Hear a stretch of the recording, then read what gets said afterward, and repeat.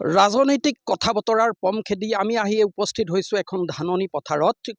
দেৰগাঁও সমষ্টিৰ পূব ব্ৰহ্মপুত্ৰ গাঁও পঞ্চায়তৰ এখন ধাননি পথাৰত আমি আহি উপস্থিত হৈছোঁ।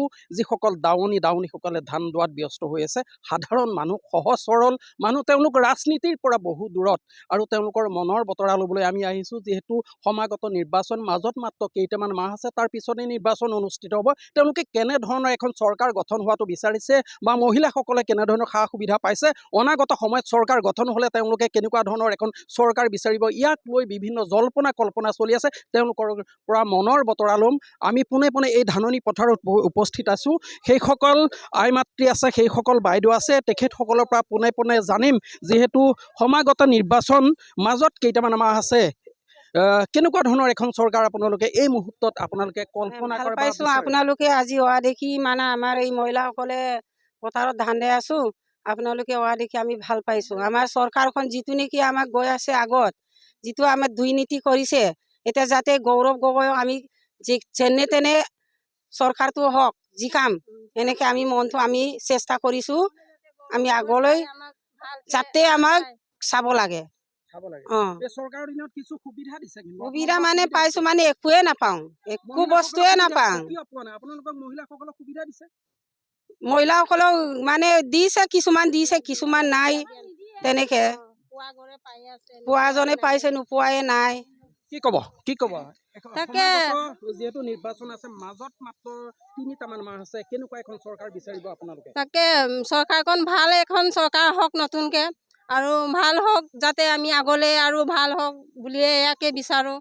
আমি তেনেকে অৰুণোদয়ো পাইছে, চৰকাৰ দিছে, নিদিয়া নহয়, কিন্তু হ'লেও আমি পোৱা নাই। খালি অৰুণোদয় তেনেকে মাজতে পাইছিলে, তাৰপিছত আকৌ এটা খাট খাই গ'ল, 4 মাহ মানে খাট খাই গ'ল। এতিয়া ফিল আপ কৰিছোঁ, তেনেকে নাই অহা। প্ৰতিনিধিসকল আছে, তেওঁলোকে আপোনালোকৰ এই কথা বতৰাখিনি শুনিছে নাই?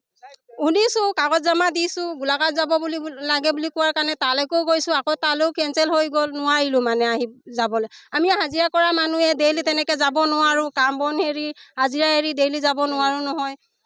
সুবিধাটো হ'লে মানে বহু কেইগৰাকী মহিলা আছে, তেওঁলোকৰ পৰা জানিম। বাইদেউ, যিহেতু আৰু মাজত মাত্ৰ 3টামান মাহ আছে, বাইদেউ 3টামান মাহ আছে, চৰকাৰ ইলেকশ্যন হ'ব, ইলেকশ্যনত এখন নতুন চৰকাৰ তাৰপিছতে গঠন হ'ব। আপোনালোকে কেনেকুৱা ধৰণৰ এখন চৰকাৰ আশা কৰিব এই মুহূৰ্তত? ভাল চৰকাৰ এখন লাগে আৰু অৰুণোদয় আমি নাপাওঁৱেই। আমাৰ নিচিনা মানুহক নিদিয়ে, বেলেগ বেলেগ মানুহক দিয়ে। আকৌ ঘৰ দুৱাৰ এইবিলাক আমি এতিয়া হাজিৰা কৰি খাই থাকোঁ, কাগজ পত্ৰ দিয়ে থাকোঁ আৰু নিদিয়ে। আকৌ অৰুণোদয়টো আমাক দিব লাগে, যোনবিলাকে পায় নাপায় সেইবিলাকক দিয়ে, যোনবিলাকে নাপাওঁ সেইবিলাকক নিদিয়ে।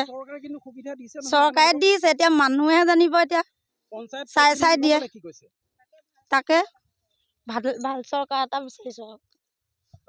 আৰু এগৰাকী বাইদেউৰ পৰা জানিম। বাইদেউ, যিহেতু নিৰ্বাচন আহি আছে নহয় জানো, এই নিৰ্বাচনৰ এই সময়ছোৱাত মাজত 3টামান মাহ আছে, আপোনালোক মহিলাসকলক কিন্তু চৰকাৰখনে বিভিন্ন সুবিধা দিছে।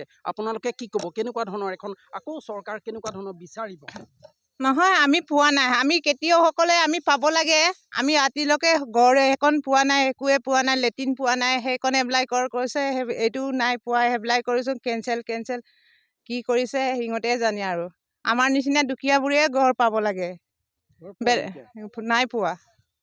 হয়, এনেকৈ আমি পথাৰত আহিলোঁ, ধাননি পথাৰত আমি নিজে আহিছোঁ আৰু এইসকল দাৱনীৰ পৰা, এইসকল সাধাৰণ গঞা ৰাইজৰ পৰা মনৰ বতৰা ল'বলৈ আমি চেষ্টা কৰিছোঁ। আৰু বিভিন্নগৰাকী মহিলাৰ, বিভিন্নগৰাকী আই মাতৃয়ে বিভিন্নটা কথা কৈছে। তেওঁলোকৰ সুবিধা পোৱা নোপোৱা বিভিন্ন ধৰণৰ বেদনা তেওঁলোকে ইয়াত উপস্থাপন কৰিছে। যদিও তেওঁলোকে আশা প্ৰকাশ কৰিছে অনাগত সময়ত যিখন চৰকাৰ গঠন হ'ব, চৰকাৰখন যাতে এখন সুস্থ সবল চৰকাৰ গঠন হয়, মহিলাসকলৰ সুবিধাৰ কাৰণে যাতে যিখিনি সুবিধা পাব লাগে তেওঁলোকে সুবিধা পোৱাৰ বাবে তেওঁলোকে আশা প্ৰকাশ কৰিছে।